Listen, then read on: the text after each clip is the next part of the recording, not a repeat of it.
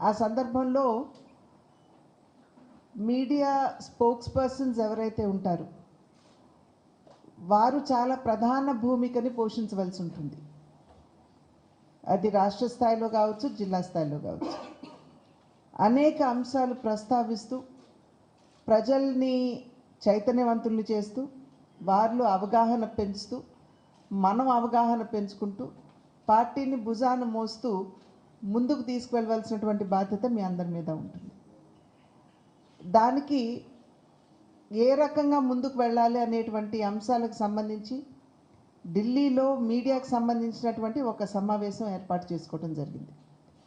ఢిల్లీలో ఉన్నటువంటి నాయకులు అదేవిధంగా మీడియా సెల్ ఏదైతే ఉందో వారు అనేక సూచనలు సలహాలు కూడా ఇవ్వడం జరిగింది.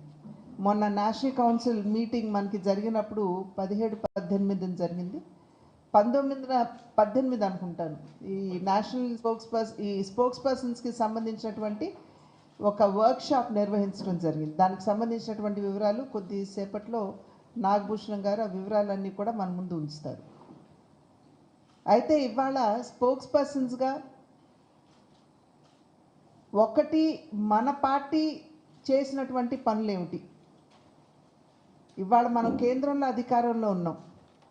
10 సంవత్సరాలుగా మనం అధికారంలో ఉన్నటువంటి సందర్భంలో నేషనల్ లెవెల్లో అంటే జాతీయ స్థాయిలో దేశానికి ఏ రకమైనటువంటి సేవలు భారతీయ జనతా పార్టీ అందించింది అనేటువంటి విషయంపై మనకి ఒక స్పష్టత ఉండాలి. అదేవిధంగా రాష్ట్రానికి అందించినటువంటి సహకారం కూడా ఇవాళ అనేక సందర్భాల్లో మనం చెప్తూ ఉంటాం. రాష్ట్రంలో ఏదైనా అభివృద్ధి జరుగుతున్నది అంటే అది కేవలం కేంద్ర ప్రభుత్వం అందించినటువంటి సహాయం మాధ్యమంగానే. ఏ కార్యక్రమం చూసుకున్నా కూడా సింహభాగం ఇవాళ కేంద్ర ప్రభుత్వం తన సహకారాన్ని అందిస్తున్నటువంటి సందర్భంలోనే ఇక్కడ ఒక రకంగా మనం అభివృద్ధి చూసినా సంక్షేమాన్ని చూసినా. అయితే మనందరికీ తెలుసు అనేక కార్యక్రమాలు ఏదైతే కేంద్ర ప్రభుత్వం ప్రవేశపెట్టిందో మనం కనుక ఆ రాష్ట్రం అధికారంలో లేకపోయినట్లయితే ఆ రాష్ట్ర ప్రభుత్వాలు వారి స్టిక్కర్లు అంటించుకుంటూ ఇవి మావేనని చెప్పి ప్రాచుర్యం కూడా చేసుకోవడం జరుగుతూ ఉంటుంది. కనుక ప్రజల్లో ఏమిటంటే కేంద్రంలో మీరు అధికారంలో ఉన్నారు కానీ ఏ రకమైనటువంటి సహకారం మా రాష్ట్రానికి అందించడం లేదు, మొత్తం అంతా కూడా రాష్ట్ర ప్రభుత్వమే చేస్తున్నది, అంత భారం రాష్ట్ర ప్రభుత్వం మోస్తుంది అనేటువంటి ఒక అపోహ ప్రజల్లో ఖచ్చితంగా ఉండక తప్పదు, ఉన్నది కూడా. కనుక మనకి ముందు మన ప్రభుత్వం ఏం చేసింది అనేటువంటి అంశాల మీద మనకి ఖచ్చితంగా స్పష్టత అనేది ఖచ్చితంగా మనకు ఉండాలి. అదేవిధంగా చాలా ఇంపార్టెంట్ అంశాలైనటువంటి పోలవరం ప్రాజెక్ట్ నిర్మాణం కావచ్చు, లేకపోతే వైజాగ్ స్టీల్ ప్లాంట్ వంటి అంశాలు కావచ్చు, లేదా మనకి ఈ రైల్వే జోన్ ఏదైతే ఉంటుందో దానికి సంబంధించి కావచ్చు, ఈ అంశాల మీద కూడా చాలామందికి స్పష్టత ఉండదు. కనుక ముందు మనం అర్థం చేసుకుని ఏమన్నా మనకు అనుమానాలు ఉంటే వెంటనే పార్టీతో మాట్లాడి పార్టీ దగ్గర నుండి క్లారిటీ తీసుకుని మనం ఏ రకంగా ప్రజలకి తెలియజేయాలి. కనుక మనకి ఇటువంటి అంశాల మీద కూడా ఒక క్లారిటీ అనేది ఖచ్చితంగా మనకు ఉండవలసినటువంటి ఆవశ్యకత ఉంటుంది. కనుక ఏమాత్రం ఏ అంశాల మీద మీకు అనుమానం వచ్చినా అనుమానం ఉన్నా మీరు వెంటనే మీడియా ఇన్ఛార్జ్ గారు కావచ్చు లేదా చీఫ్ స్పోక్స్ పర్సన్ కావచ్చు వారితోటి వెంటనే మాట్లాడి మనకున్నటువంటి అనుమానాన్ని నివృత్తి చేసుకుంటూ ఆ సబ్జెక్ట్ పట్ల మనం అవగాహన పెంచుకుంటూ మనం ముందుకు వెళ్ళవలసినటువంటి బాధ్యత. అంటే ఒక రకంగా పార్టీని మీరు మీ భుజస్కంధాల మీద మోస్తూ మీరు విజయం దిశగా తీసుకువెళ్ళేటువంటి మాధ్యమాలు మీరు అని చెప్పి ఇక్కడ గుర్తించవలసినటువంటి అవసరం ఉన్నది. ఎందుకంటే మనం మీడియాలో మాట్లాడుతున్నటువంటి సందర్భంలో ఒక్క ఫుల్ స్టాప్ కామా తేడా వచ్చినా అర్థాలు మారిపోయేటువంటి పరిస్థితి కూడా ఉంటుంది. కనుక ఈ మధ్యన 2-3 రోజుల క్రితం కూడా మనం చూసాం, విషయాలు తర్వాత మాట్లాడుకుందాం. కానీ ఆ రకంగా చాలా జాగ్రత్తగా మాట్లాడుతున్నటువంటి సందర్భంలో కూడా మనం చాలా జాగ్రత్త వహించవలసినటువంటి బాధ్యత మన మీద ఉంటుంది. అదేవిధంగా రాష్ట్రంలో ఉన్నటువంటి పరిస్థితి ఎటువంటి పరిస్థితి రాష్ట్రంలో ఉన్నదో మనందరికీ తెలియనటువంటి విషయం కాదు. అవినీతి పెచ్చుమీరిపోయింది. ఆ అవినీతి భారం ఇవాళ ప్రజల మీద పడుతున్నది. మనందరికీ తెలుసు. కరెంటు విద్యుత్ ఛార్జీలు ఏ విధంగా పెంచారో, మరి చెత్త మీద పన్నులు ఏ రకంగా వేశారో, ప్రజలకి మరి గ్రామీణ ప్రాంతాల్లో వస్తే అసలు రోడ్ల పరిస్థితి ఎంత అధ్వాన్నంగా ఉన్నదో మనందరికీ తెలియనటువంటి విషయం కాదు. కేంద్రం ఇవాళ 22 లక్షల ఇళ్ళు రాష్ట్రానికి ఇస్తే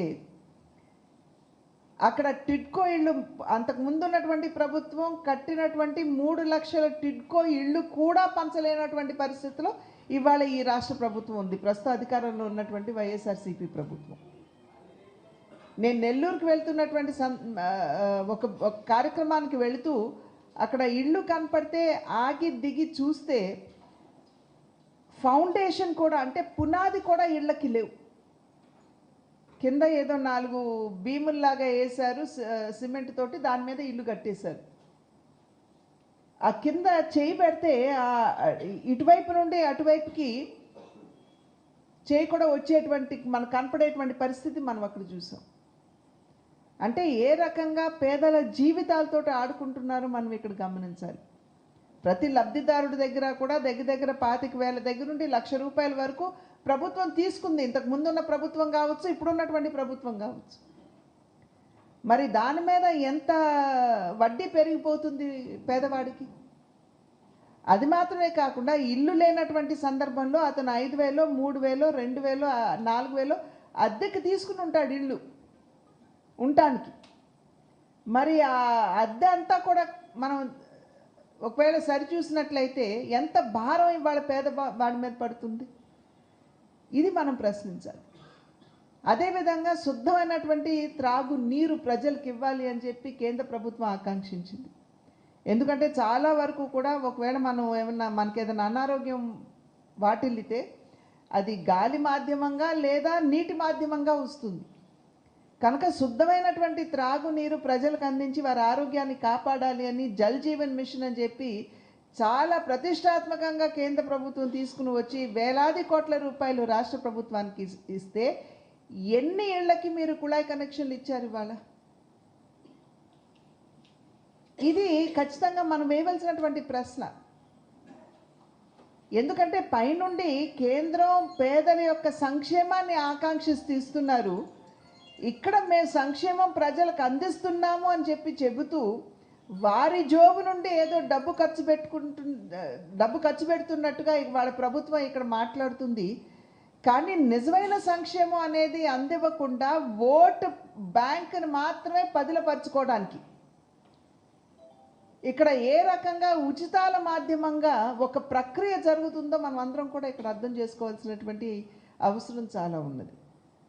కేంద్ర ప్రభుత్వం ఇవాళ దేశంలో 80 కోట్ల పేదలకి ఉచితంగా ఇవాళ బియ్యం ఇస్తున్నారు. కానీ అక్కడ అది ఓటు బ్యాంకుగా పరిగణించలేదు. కరోనా సందర్భంలో పొట్ట చేత పట్టుకుని ఒక రాష్ట్రం నుండి ఇంకొక రాష్ట్రానికి వలస వెళ్ళినటువంటి పేద ప్రజలు అక్కడ తినటానికి కూడా కూడు లేకుండా వారు ఇబ్బంది పడుతున్నటువంటి సందర్భంలో ఈ యొక్క కార్యక్రమాన్ని ప్రవేశపెట్టారు.